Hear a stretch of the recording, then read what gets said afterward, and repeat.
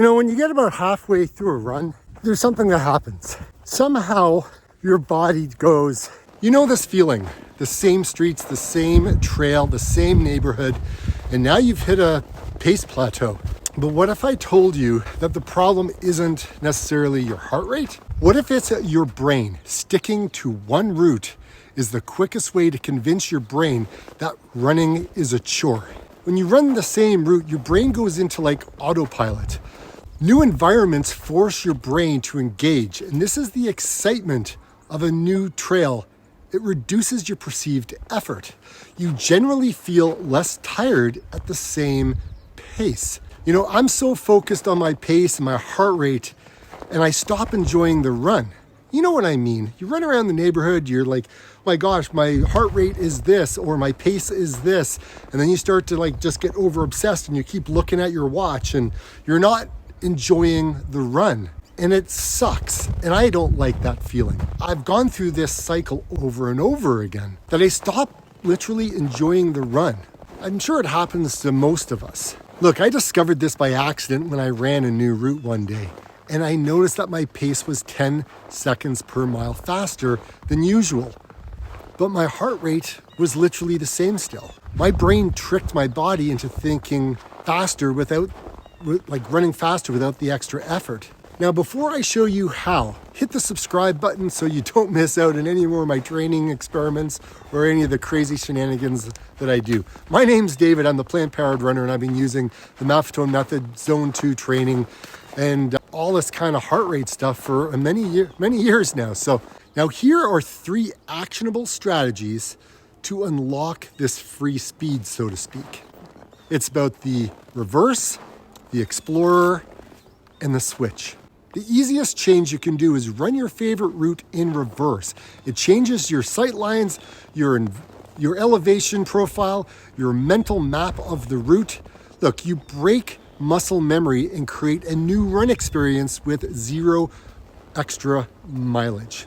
Look, I've closed my eyes sometimes during a run and I can vision what things look like because I've run this route hundreds and hundreds of times. Look, you can dedicate your easy run once a month to, I call it the explorer run. Just pick one street or turn down a trail that you've never taken before and follow it until you got to turn around. No expectation on pace. The only thing is discovering the curiosity of the new trail.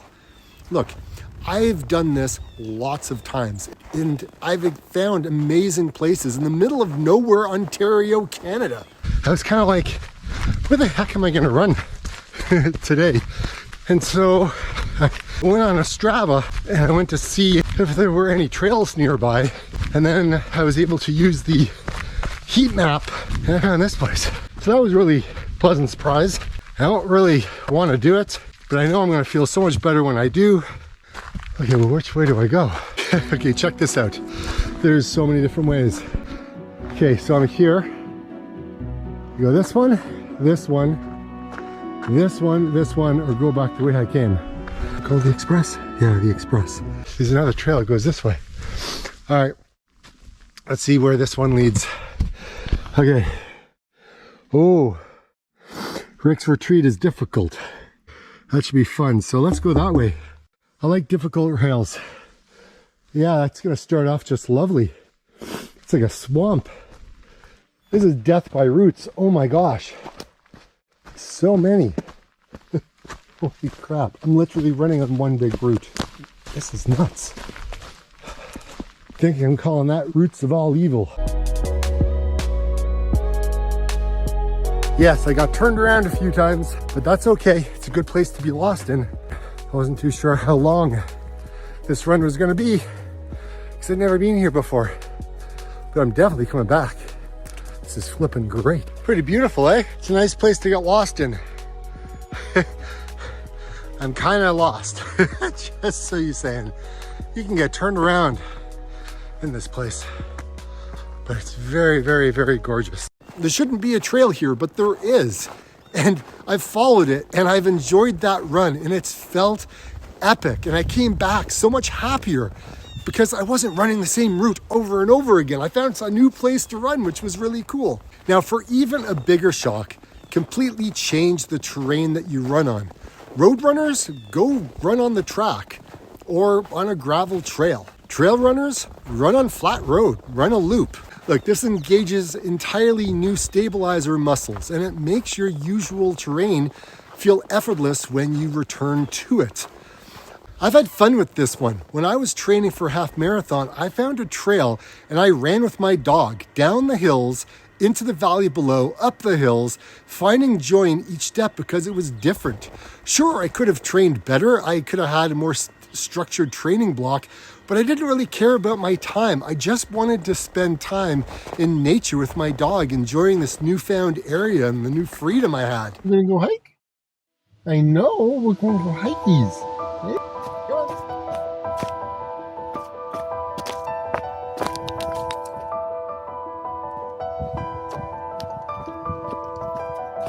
He really thinks it's kind of interesting, this camera. Come on. Okay, dude, let's go. Do you want to go to the river? Yeah, let's go to the river. Let's go to the river.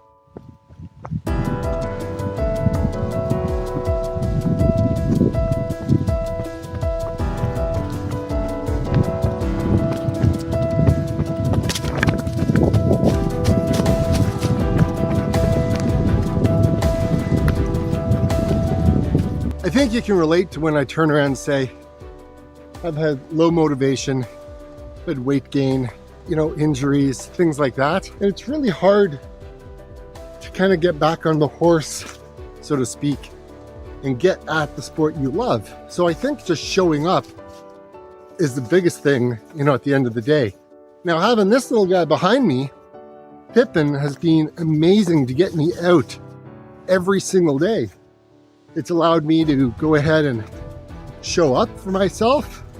It's allowed me to have a little bit of joy getting back on the trail and, exploring with him. It's really made a difference psychologically for me. Yes, it is challenging. Yes, I'm not being able to train the way I want to train.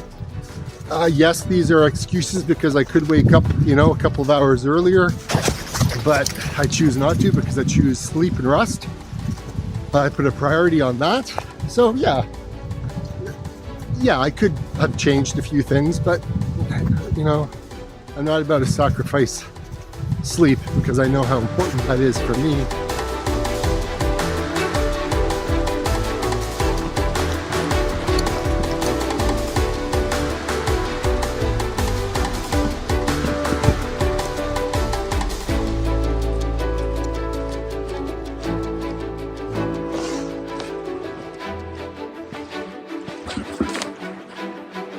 What you doing?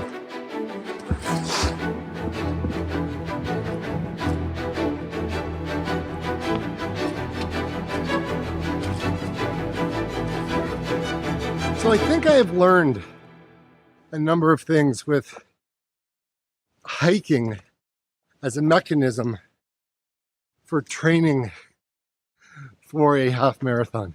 Running faster isn't about running harder. It's about engaging your mind, and try one of these 3 strategies tomorrow and let me know how it felt. Break free from that running rut that you've been in for a while. Man, there's so much snow. Sometimes you just gotta go a different place, a different run. Not every run is gonna be fun, but look at this mountain of snow. There's so much, but you can make the runs feel fun. You can have a different experience. Look, you may live in California. You may live where you got huge mountains. You've got the beach. You've got trails. You've got roads. You've got so many places that you can go run. And you got to make do with what you have around you. Because at the end of the day, the boredom and the monotony, hey, you may that may work for you. But for others, maybe it doesn't. Maybe you're looking for something different. Maybe you just want to be inspired to go out and enjoy a different trail, a different place to run, a different experience.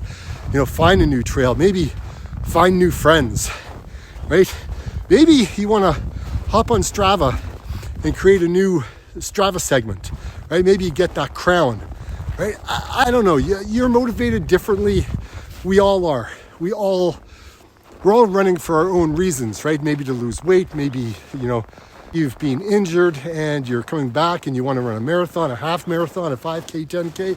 Maybe you're just running because you need to improve your brain, right? Your neurochemistry. Whatever it is, it really doesn't matter. What matters is you get out and you actually do the thing. I didn't want to go out and run today. Actually, I didn't want to get out here at all just because it's flipping freezing. It's hard to take action. It's so awful and painful sometimes. Cleaning the house isn't fun. Stretching can be tedious, and waking up early is difficult. This discomfort in the face of action often paralyzes us from doing anything. So we sleep in. We choose to get lost and go down the rabbit hole of social media, letting clickbait dictate our next moves, while our lives kind of slip away into disarray. It's understandable why people choose to stay inactive in the face of a problem. A lot of times there's an element of fear, of uncertainty, since nothing is guaranteed and the unknown can breed anxiety. But staying inactive, what we're saying is I don't want to go to my pain cave and I'm going to choose something worse later. Over time, our personal relationships grow distant and our dishes stack up while our families continue on with their lives and grow older. Pain is part of life that can happen anywhere, regardless of your upbringing. It's something that people will experience one way or another, no matter what, and it will follow you wherever you go. And this bleak reality can lead to negativity and despair. But not everyone knows that there is another way to think about things. Pain can be bargained with. It takes from us, but it can also give it back. It just depends on the kind of pain we choose to embrace. The inherent frustration of taking action and the pain associated with staying idle are two different types of pain. However, it is important to recognize that they are just two parts of a bigger picture, and fulfilling our running goals makes you feel good. Both types can be worth it in the end. The pain of inaction is blunt, in your face. It forces you to learn, to grow. Every hour we spend sharpening our skills, being proactive, and restoring order won't reduce the amount of pain we face, but rather make us stronger. We enroll in a marathon training program for its amazing benefits.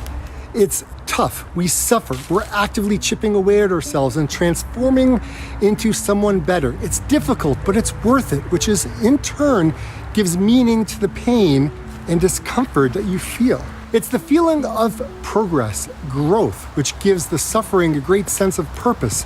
And it's what can help us feel useful to others and ourselves, allowing it to be not just pain, but meaningful too. However, inaction comes at a cost, which some refer to as the pain of inaction. This is the slow burning feeling which drains the will and damages the soul. If we descend into apathy, everything falls apart. Self-respect also deteriorates when we care less in our actions and let ourselves go. By vegging out on the couch day in and day out, discomfort manifests.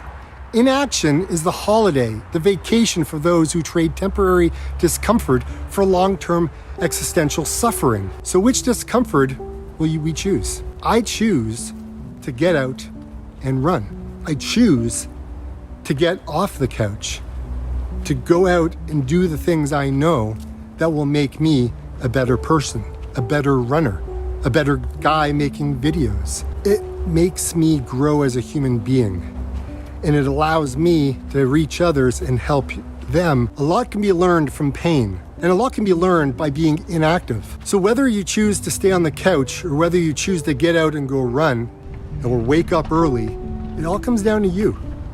You've got that ability. You can make the change. You can be the change that you want to be. You decide. Look what I'm going to be running on. That's what I'm dealing with right now. But I could go to the gym, but I'm not the happiest when I'm in the gym, right? Because I don't know if a machine is going to be ready for me. It gets boring in there. I don't know. I do enjoy it, but not all the time. Sometimes you just need to be out on the road and be in nature and be stimulated with different things that are going on. I don't know. It's just my story. That's what I'm sticking with, man. Because you got to do something to lift yourself up and just be inspired to, I don't know, get out and run. See you on the next one. When you get about halfway through a run, there's something that happens. Somehow your body goes, you know what? This is fun. I'm excited. I feel awesome. And you know something? I am so friggin' happy right now. Do I want to run today? No, but the body just keeps saying no. But you know, I am so much happier when I get out and run. I know what it is. I think because it's been dark so long that I just lose it. I just don't want to do it. But the thing is, when it gets light outside, happiness comes with that. Running at the dark, early morning, unless it's in summer, is so miserable. And you know something? I think another reason is my lack of motivation is because, by the way, I'm walking up a hill right now. I think the big thing is I've been so bored, unmotivated with my running lately because I don't want to run in the same area. You know, the neighborhoods get boring. You know, I can close my eyes. I can run the same route. You know, I just did that test. Like I literally closed my eyes. And yeah, I weaved over a little bit to the right, but I was still running like everything was still fine and I could just envision it in my head. But getting motivated to run, that's an internal thing. Discipline makes things happen. I'm just so much happier. You know, now sorry, the wind's kind of picked up. And now I'm in a headwind. So I don't know if you can hear this, but let's try this. I am so much happier now that I've taken a little bit of a break because it's made me appreciate what I have. Do I like running in this colder weather? At the beginning, I don't.